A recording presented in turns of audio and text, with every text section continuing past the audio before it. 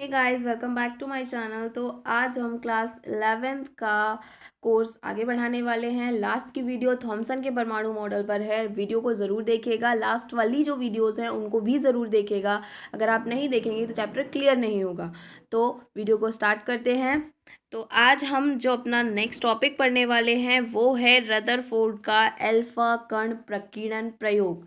Rutherford's alpha particle scattering experiment lesson 2 है आपका। तो आज हम ये वाला टॉपिक अपने में कंप्लीट करने वाले हैं। हम परमाणु मॉडल्स के बारे में पढ़ रहे थे। तो परमाणु मॉडल में अगर हम रदरफोर्ड का परमाणु मॉडल पढ़ते हैं तो उसके लिए सबसे पहले आपको ये अल्फा कण प्रकीर्णन प्रयोग ज़रूर पता होना चाहिए। तो मैंने रदरफोर्ड का परमाणु मॉडल पढ़ाने से पहले इसको स्टार्ट किया है, इसको लिया है। आई होप सबको समझ आएगा। और ये वीडियो जो है वो 2 क्लासेस के लिए काफ़ी ज़्यादा बेनिफिशियल है, एक 9th क्लास के लिए और एक 11th क्लास के लिए। 9th क्लास में भी रदरफोर्ड का अल्फा कण प्रकीर्णन है और 11th क्लास में भी है। तो 9th क्लास के बच्चे भी इस वीडियो को देख सकते हैं और 11th क्लास के बच्चे भी इस वीडियो को देख सकते हैं। वीडियो को आगे बढ़ाते हैं। तो हम रदरफोर्ड का अल्फा कण प्रकीर्णन प्रयोग आज पढ़ने वाले हैं, या फिर इसको परमाणु के नाभिक की खोज के नाम से भी इस एक्सपेरिमेंट को जाना जाता है, क्योंकि इसके द्वारा ही, इस एक्सपेरिमेंट के द्वारा ही नाभिक की खोज हुई थी। इसलिए इसको नाभिक की खोज के एक्सपेरिमेंट के या प्रयोग के नाम से भी जाना जाता है। रदरफोर्ड ने ये एक्सपेरिमेंट करके दिया था। जब इन्होंने, रदरफोर्ड ने जब थॉमसन की थ्योरी पढ़ी थी तो थॉमसन की थ्योरी से ये सेटिस्फाइड नहीं हुए थे। तो जब ये थॉमसन की थ्योरी से सेटिस्फाइड नहीं हुए तब इन्होंने इस एक्सपेरिमेंट को करने की सोचा और इन्होंने इस एक्सपेरिमेंट को किया। और इस एक्सपेरिमेंट को करने के बाद ही थॉमसन का जो परमाणु मॉडल था वो फेल हुआ था, क्योंकि इस एक्सपेरिमेंट के बाद जो रिजल्ट्स आए थे वो रिजल्ट थॉमसन की थ्योरी के अकॉर्डिंग बिल्कुल भी सुटेबल नहीं थे। वो उससे सूट ही नहीं कर रहे थे, मैच ही नहीं कर रहे थे बिल्कुल। तो मैच नहीं कर रहे थे, इसलिए थॉमसन का परमाणु मॉडल फेल हुआ। आपने थॉमसन के परमाणु मॉडल के फेल होने के रीजंस में भी पढ़ा है कि अल्फा कण प्रकीर्णन से जो प्रयोग, जो निष्कर्ष निकल कर आए थे उसको थॉमसन जो थे वो एक्सप्लेन नहीं कर पाए थे। तो वो निष्कर्ष क्या निकल कर आए हैं वो आज हम इस वीडियो के अंदर पढ़ते हैं। वीडियो को स्टार्ट करते हैं। वीडियो को स्टार्ट करने से पहले मैं यही बोलूँगी, चैनल को लाइक कीजिए, सब्सक्राइब कीजिए और अपने फ्रेंड्स के साथ वीडियो को शेयर कीजिए ताकि वो भी पढ़ पाए। ओके, स्टार्ट करते हैं। तो रदरफोर्ड ने अल्फा कणों को सोने की पतली पन्नी पर डाला था। पतली पन्नी, यहाँ पर पन्नी है, यहाँ पर पतली पन्नी पर डाला था, ठीक है। और देखा कि बहुत से अल्फा कण पन्नी के पास सीधे निकल जाते हैं। अच्छा, सबसे पहले हमें इसके अंदर एक चीज़ जो पढ़नी है वो है अल्फा कण। मैंने लास्ट की सेकंड वीडियो में या फर्स्ट वीडियो में भी बोला था, जब मैंने समझाया था हीलियम के बारे में, तब मैंने बोला था कि मैं किसी वीडियो के अंदर अल्फा कण पार्टिकल के बारे में समझाऊंगी। तो आज मैं आपको अल्फा कण पार्टिकल के बारे में समझा देती हूँ कि अल्फा कण पार्टिकल एक्चुअल में होता क्या है। ओके, तो अल्फा कण के बारे में पहले पढ़ते हैं कि व्हाट इज अल्फा कण, कि अल्फा कण एक्चुअल में होता क्या है। अल्फा कण जो होता है वो होता है हीलियम का नाभिक। क्या होता है? हीलियम का नाभिक। हमने न्यूट्रॉन की खोज के अंदर ये टॉपिक पढ़ा था, तब मैंने आपको कहा था कि मैं अल्फा कण पार्टिकल को किसी और वीडियो में समझाऊंगी। तो आज हम समझ लेते हैं हम अल्फा कण पार्टिकल एक्चुअल में होता क्या है। तो ये हीलियम का नाभिक होता है। अभी हीलियम का नाभिक कैसे होता है ये और समझ लेते हैं हम, ठीक है। तो आप सबने हीलियम को कुछ इस तरीके से लिखा हुआ पढ़ा है कि हीलियम का परमाणु क्रमांक 2 होता है और परमाणु भार कितना होता है? 4। और लास्ट वीडियोस में हम ये भी पढ़ चुके हैं कि किसी का जितना परमाणु क्रमांक होता है, जिसको हम जेड से प्रदर्शित करते हैं, उतना ही उसमें प्रोटॉन होते हैं और उतने ही उसमें इलेक्ट्रॉन होते हैं। ये भी हम बहुत अच्छे तरीके से पीछे पढ़ चुके हैं। इसका मतलब हीलियम में 2 प्रोटॉन हैं और 2 ही उसके अंदर इलेक्ट्रॉन हैं। ये क्लियर हो गया सबको? ठीक है। तो हम जरा इसका बना लेते हैं कि ये हीलियम का नाभिक है और इस हीलियम के नाभिक के अंदर इसके 2 प्रोटॉन हैं। कितने प्रोटॉन हैं? ये 2, ठीक। और इसके बाद इसके अंदर 2 न्यूट्रॉन भी हैं। ऑब्वियसली अगर हम परमाणु भार में से परमाणु क्रमांक को माइनस कर देते हैं तो हमारे पास न्यूट्रॉन निकल कर आ जाते हैं। तो इसमें कितने न्यूट्रॉन हो गए? इसमें 2 न्यूट्रॉन हो गए। तो यहाँ पर आ गए 2 न्यूट्रॉन, ठीक है। तो इसके अंदर 2 प्रोटॉन है और 2 न्यूट्रॉन है, ठीक है। इसको हम यहाँ पर इरेज कर देते हैं। ओके, तो एक सेकेंड, दोबारा बना लेते हैं। तो यहाँ पर हीलियम के नाभिक के अंदर 2 प्रोटॉन हो गए और इसके अंदर 2 ही न्यूट्रॉन हो गए, ठीक है। आउटर शेल, अगर मैं इसकी पहली शेल बनाऊंगी तो पहली शेल में कितने इलेक्ट्रॉन्स आ जाएंगे? ऑब्वियसली 2 ही इसके अंदर इलेक्ट्रॉन्स आ जाएंगे, क्योंकि हीलियम जो है वो कुछ इस तरीके से है जिसका परमाणु क्रमांक 2 है और परमाणु भार 4 है, ठीक है। तो इसके अंदर अगर 4 में से 2 माइनस करूंगी तो 2 आएगा। इट मीन्स इसके अंदर 2 न्यूट्रॉन है, 2 प्रोटॉन है और 2 इलेक्ट्रॉन है। अब मैंने क्या किया, अब मैंने इन 2 इलेक्ट्रॉन्स को, इसने किसी को 2 इलेक्ट्रॉन्स दे दिए, अपने दोनों इलेक्ट्रॉन्स इसने किसी को डोनेट कर दिए।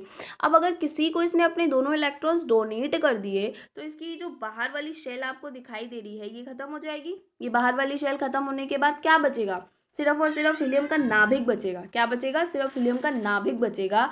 और ये जो हीलियम का नाभिक है यही अल्फा कण कहलाता है। कैसे कहलाता है? अब जब हीलियम का नाभिक बचेगा उसके अंदर 2 प्रोटॉन बचेंगे और उसके अंदर 2 ही न्यूट्रॉन बचेंगे। इतना सबको समझ आ गया? जब 2 प्रोटॉन और 2 न्यूट्रॉन बचेंगे प्लस हीलियम के ऊपर तो आ जाएगा 2 पॉजिटिव का चार्ज, क्योंकि उसने 2 दिए हैं तो उसके ऊपर 2 पॉजिटिव का चार्ज भी आ जाएगा। तो ये है आपका अल्फा कण। ये क्या है? आपका अल्फा कण। आई होप सबको समझ आ गया होगा कि अल्फा कण क्या है। आगे बढ़ते हैं।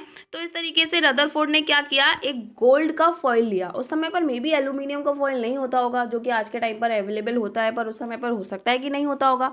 तो उसने गोल्ड का फॉइल ले लिया। जैसे चांदी का वर्क होता है, गोल्ड का एल्यूमिनियम का फॉइल होता है जिसके अंदर आप खाना वगैरह पैक करते हो, इसी तरीके से गोल्ड का फॉइल था उस समय पर, सोने का फॉइल था। तो उसने सोने की एक पतली पन्नी ले ली और उस सोने की पतली पन्नी पर उसने अल्फा कणों की बमबारी करी। किसकी बमबारी करी? अल्फा कणों की बमबारी करी। और उसने क्या देखा? उसने ये देखा, उसने ये पाया कि जो अल्फा कण थे वो पन्नी के पार सीधे निकल गए, मतलब वो सीधे पन्नी के पार निकल गए। और कुछ अल्फा कण जो थे वो थोड़े से विक्षेपित हो गए। विक्षेपित का मतलब ये है कि वो मुड़ गए, मतलब मोस्टली तो सीधे निकल गए, और कुछ जो थे वो विक्षेपित हो गए। विक्षेपित मतलब ऐसे, ठीक। और बहुत कम कण थे जो अपने मार्ग पर वापस लौट आए, मतलब कि वो ऐसे वापस लौट आए। आगे समझते हैं इसको। देखिए, कुछ कण जो थे वो तो, मोस्टली जो कण थे वो तो सीधे निकल गए, बिल्कुल पार हो गए, ठीक। कुछ जो थे वो विक्षेपित हो गए, मतलब कि वो इस तरीके से चले गए। और कुछ बहुत ही कम ऐसे थे जो अपने मार्ग पर वापस लौट आए। तो इसको हम एक डायग्राम के थ्रू समझ लेते हैं। ये आपको दिखाई दे रहा है, यहाँ पर इन्होंने रेडियो एक्टिव सब्सटेंस लगाया है, और वो रेडियो एक्टिव सब्सटेंस जो है वो अल्फा कण है। अल्फा कण निकालेगा वो रेडियो एक्टिव सब्सटेंस, क्योंकि रेडियो एक्टिव मटीरियल्स जो होते हैं वो अल्फा, बीटा और गामा को निकालते हैं। तो यहाँ पर इन्होंने रेडियो एक्टिव सब्सटेंस लगाया है, जैसे यूरेनियम लगा सकते हैं हम। यूरेनियम एक रेडियो एक्टिव पदार्थ होता है, वो अपने अंदर से विघटन करता है। रेडियो एक्टिव पदार्थ ही वो होते हैं जो अपने अंदर स्वयं विघटित होते रहते हैं और अपने अंदर से अल्फा, बीटा, गामा निकालते रहते हैं। तो यहाँ पर इन्होंने एक लेड के बॉक्स के अंदर एक रेडियो एक्टिव सब्सटेंस निकाला है, जो अल्फा कण लगाया है, जो अल्फा कण निकालने का काम करेगा। ये यहाँ पर इन्होंने एक स्पिल्ट रखा हुआ है, और ये यहाँ पर इन्होंने ये गोल्ड की फॉइल लगाई हुई है, और गोल्ड की फॉइल के चारों तरफ इन्होंने एक स्लिट लगा दी है। ये दिखाई दे रहा है सबको कि ये गोल्ड की फॉइल है, ये दिख रहा है सबको। और ये यहाँ पर इन्होंने डिफ्लेक्शन स्क्रीन लगा दी है, ताकि इससे पता चलेगा कि लाइट कहाँ आएगी। मतलब अगर कोई चीज़ टकराएगी तो ऑब्वियसली इस पर लाइट आएगी ना, तो वो पता चलेगा। तो इसलिए इन्होंने यहाँ पर एक शीट लगा दिया या फिर एक स्क्रीन लगा दी है। तो अब इन्होंने किया क्या कि इन्होंने जब यहाँ पर यूरेनियम का सब्सटेंस लगाया, उससे अल्फा कण निकले, और वो अल्फा कण जब इस गोल्ड फॉइल से टकराए तो दिखाई दे रहा है कि अल्फा कण जो है वो सीधे निकल गए। ये दिखाई दे रहे हैं आपको, ये सीधे निकल गए, ठीक है। कुछ जो थे वो विक्षेपित हुए, कुछ एंगल्स पर विक्षेपित हुए। जस्ट लाइक ये एक एंगल पर विक्षेपित हुआ, ये एक एंगल पर विक्षेपित हुआ, ये एक अलग एंगल पर विक्षेपित हुआ, ये भी एक अलग एंगल पर विक्षेपित हुआ। और कुछ जो है वो अपने मार्ग से वापस लौट कर आ गए हैं। कुछ ने क्या किया, वो अपने मार्ग से वापस लौट कर आ गए, पर बहुत कम वापस लौट कर आए। मोस्टली जो थे वो बाहर निकल गए थे, मोस्टली जो थे वो इस फॉइल के आर पार चले गए, लेकिन कुछ, मतलब कि बहुत ही कम जो थे वो वापस लौट कर आ गए। तो जब उन्होंने ये एक्सपेरिमेंट कर लिया तब उसके बाद उन्होंने कंक्लूजन्स भी निकाले। अब एक बार फिर से इसको पढ़ लेते हैं कि रदरफोर्ड ने अल्फा कणों को सोने की पतली पन्नी पर डाला, और उसके बाद उन्होंने देखा कि बहुत से अल्फा कण जो थे वो पन्नी के पार सीधे निकल गए, कुछ कण जो थे वो थोड़े से विक्षेपित हुए, और बहुत कम कण जो थे वो अपने मार्ग पर वापस निकल आए। और उसके बाद इस प्रयोग से उन्होंने क्या प्रेक्षण निकाले, या फिर उन्होंने क्या निष्कर्ष निकाले? वो निष्कर्ष उन्होंने ये निकाले कि अधिकतर अल्फा कण सीधे निकल गए, अर्थात परमाणु का अधिकांश भाग खाली होता है। अच्छा, एक बात बताओ, जब एक दरवाजा बंद है, ठीक है, और वो जो दरवाजा बंद है, अगर उसके अंदर से गोली मारोगे या शूट करोगे तो गोली सीधा बाहर निकल जाएगी या टकराएगी उससे? ऑब्वियसली उससे टकराएगी। क्यों टकराएगी? क्योंकि वो स्पेस जो है वो भरा हुआ है। वो स्पेस क्या है? भरा हुआ है। लेकिन अगर आप दरवाज़ा खोल कर गोली मारोगे तो वो बाहर निकल जाएगी। क्यों निकल जाएगी? क्योंकि वो खाली स्पेस है। तो ऐसा ही इन्होंने बोला कि परमाणु जो है, ये सपोज कर लीजिए ये परमाणु है, ठीक है। और इसके अंदर इन्होंने बोला कि ये खाली है तभी तो कण बाहर निकल गए, अगर खाली नहीं होता तो कण बाहर नहीं निकलते, अल्फा कण सीधा बाहर नहीं जाते, खाली है तभी तो अल्फा कण बाहर निकल गए, विक्षेपित हो गए लेकिन बाहर तो निकले ना। तो उसने बोला कि परमाणु के अंदर अधिकांश भाग जो होता है वो कैसा होता है, खाली होता है, इसीलिए अल्फा कण सीधे बाहर निकल गए। ठीक है। सेकेंड पॉइंट इन्होंने ये बोला कि कुछ अल्फा कण थोड़ा सा विक्षेपित हुए, कुछ अल्फा कण थोड़ा विक्षेपित हुए थे, उन्होंने अपना एंगल चेंज किया था, अर्थात परमाणु के बीच कोई अति सूक्ष्म धनावेशित भाग है जिसे नाभिक कहते हैं। अच्छा, अब आप लोगों ने यहाँ पर इस एक्सपेरिमेंट में देखा था कि यहाँ से कुछ अल्फा का पार्टिकल्स जो थे वो विक्षेपित हुए थे। अच्छा, वो विक्षेपित क्यों हुए?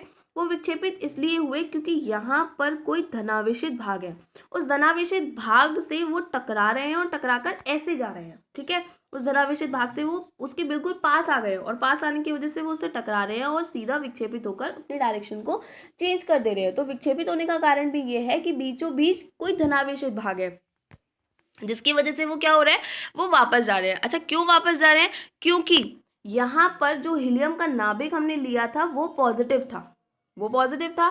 अब यहाँ से जो पोर्शन बताया जा रहा है वो भी पॉजिटिव है। इसको थोड़ा सा यहाँ समझते हैं कि हमने जो हीलियम का नाभिक लिया है वो कैसा लिया है, पॉजिटिव पोर्शन, और जो टकरा रहे हैं वो भी पॉजिटिव पोर्शन। तो जब पॉजिटिव और पॉजिटिव आपस में टकराएगा तो वो एक दूसरे की तरफ अट्रैक्ट नहीं होगा, वो एक दूसरे से प्रतिकर्षित होगा, और प्रतिकर्षित होने की वजह से ही वो उससे दूर जा रहे हैं या फिर विक्षेपित हो रहे हैं, क्योंकि वो उससे प्रतिकर्षित हो रहे हैं, वो उससे आकर्षित नहीं हो रहे। अगर वो उससे आकर्षित होते तो वो उसके बिल्कुल पास जाते। ठीक है, लेकिन वो उससे क्या हो रहे हैं, प्रतिकर्षित हो रहे हैं, क्योंकि पॉजिटिव से पॉजिटिव का टकराव हो रहा है, इसलिए वो प्रतिकर्षित हो रहे हैं और वो विक्षेपित हो जाते हैं।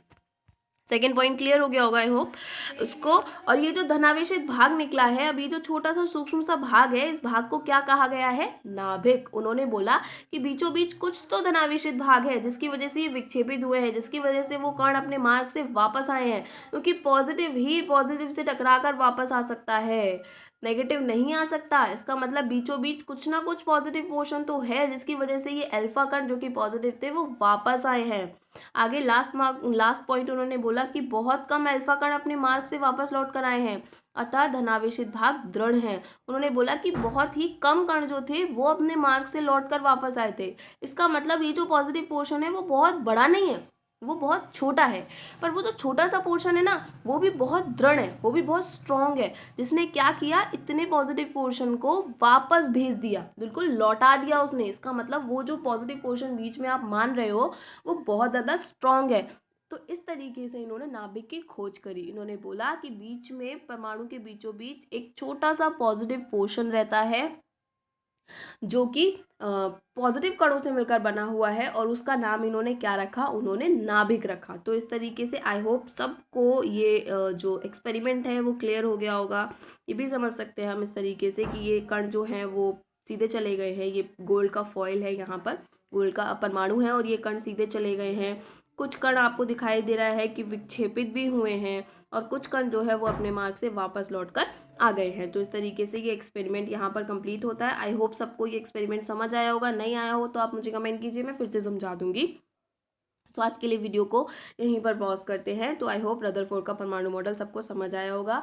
वीडियो को लाइक कीजिए, चैनल को सब्सक्राइब कीजिए और अपने फ्रेंड्स के साथ शेयर कीजिए। And stay home and safe home. Bye.